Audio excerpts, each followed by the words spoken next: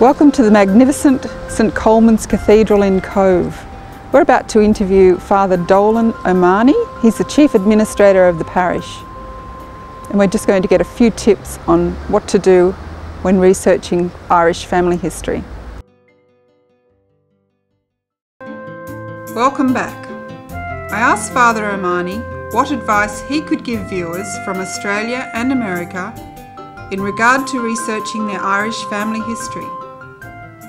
I think it's very important that that people bring as much information as possible, and sometimes people might wonder, well, where they're going to get the information. Well, sometimes perhaps even an old letter from a person. I remember one time a relation of my own coming to Ireland, and they had a letter going back to 1870 from a person in the States, and it mentioned a place in County Tipperary called Blacksod Road, in the Glen of Aherlow. And you see, that is a bit of information. That's where the great-grandmother used to live. So that is a very accurate information, and it helps the person. It identifies at least the locality where the person came out of. This must be terribly time-consuming for your parish. Yeah, well, it is. It obviously takes time, and what we do find is that when people would come to us, I would say now, because we have a lot of parish work to do ourselves here, and the office staff have a lot of parish work to do. So I need to get the parish work done as well. But sometimes I would say to them, well, can you come back in a few hours' time? And they would tell me that they have an appointment maybe in Cork City in 2 hours' time, or maybe they're going to Dublin in an hour's time. And you see, that doesn't give enough time to the local people, to research their whatever they want. I think it's only fair, that if you drop in on a parish, and like mine here, a very big parish where we're trying to, with lots of things on every day, that it's only fair that a bit of time is given to us. We don't mind giving the information or helping the people who come, but we need time to do it. And certainly the staff in the office here will need time as well. Another thing I would say to the people as well, give time to visit the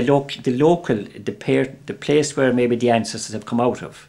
That if you are going to get information, it is important to link yourself to the area, the particular area that they came out of.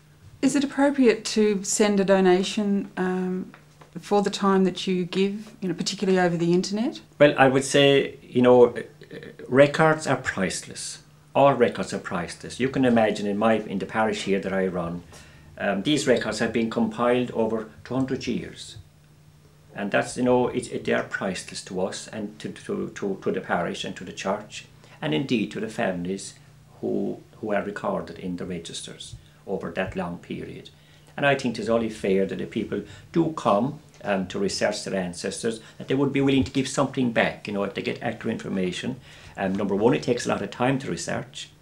A lot of time has gone in maybe to compiling and putting them on computers and so on over the years. A lot of time and a lot of effort has gone in, will be spent here by staff, giving certificates and so on. Mm-hmm. And a lot of interruptions as well happen in parish life because of the research that's being done.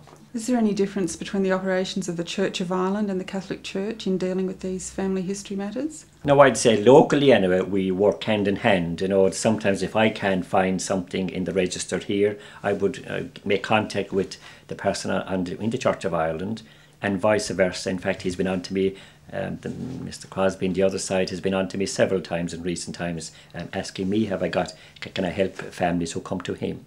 So we work hand in hand, trying to help the people who come and research their ancestors.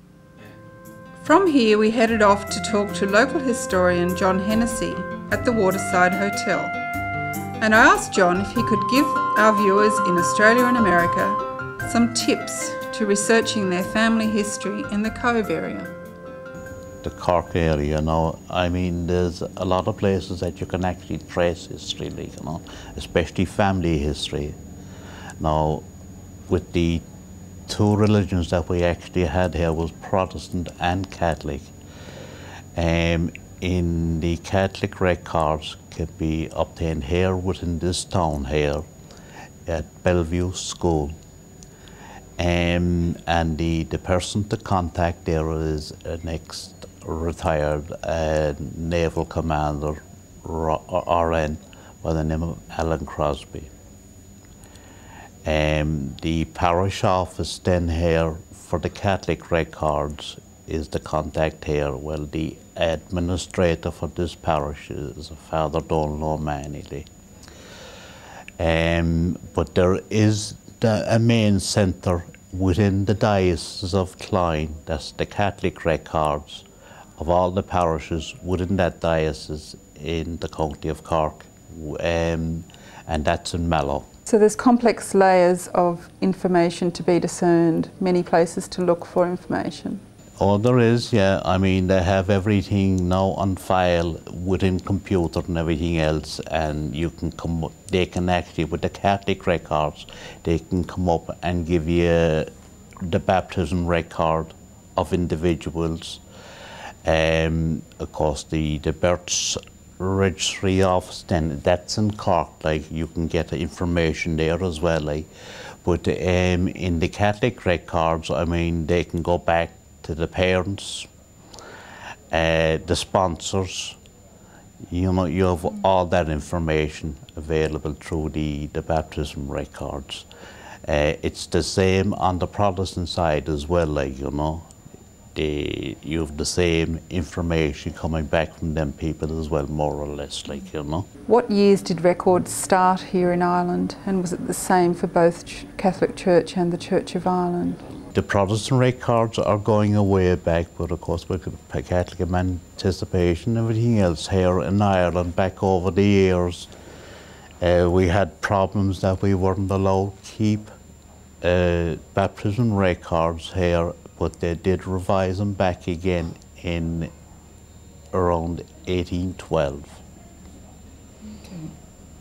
So you actually have records dating back to them years. Do you have any interesting experiences with people doing their family history? In research I have a lot of strange and interesting stories on a lot of that. Like, actually, there's a lot of the people actually come here trying to trace their family trees in Ireland from Australia and from other countries, the United States, you name it, and they actually could get that information in a lot of the Australian ports because they kept records that we didn't have.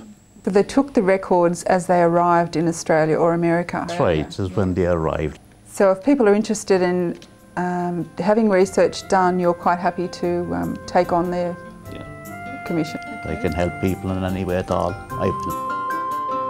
From here we said goodbye to Cobh and headed off to Ballingarry in the county of Tipperary. I hope to find some of my ancestors in the local cemeteries there. See you next time.